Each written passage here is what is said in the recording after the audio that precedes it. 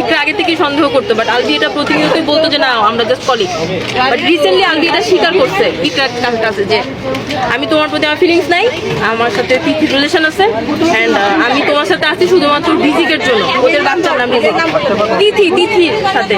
আগের দিন ইকরা ফোন দিয়ে বলতেছে যে আমি ভিডিও কল করছিলাম, রিজিকের শরীরটা খারাপ, রিজিক ওর পাপার সাথে কথা বলতে চাই, ও ফোনটা পিক করতেছে না।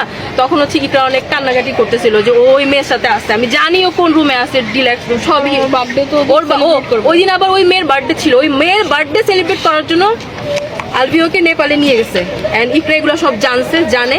ইকরা তখন ওকে ভিডিও কল দিছে, আলভিওকে স্ট্রেট বলছে যে তুমি আমাকে এখন ইচ্ছা করে মানে রিজিক অসুস্থ এটা বলে তুমি আমাকে মিথ্যা কথা বলছো, এখন আমাকে তুমি ডিস্টার্ব করতে চাচ্ছ। এগুলো নিয়ে ইকরাকে ও উল্টা ইয়ে করছে। ইভেন ওই মেয়ে আলভির ওয়াইফের সাথে, হাজবেন্ড ওয়াইফের মধ্যে এগুলো নিয়ে ওই মেয়ে হচ্ছে পজিটিভ হয়ে ঝামেলা করে, তুমি তোমার বউয়ের সাথে কেন থাকো, এগুলো নিয়ে ওই মেয়ে আলভির সাথে ঝগড়া করে।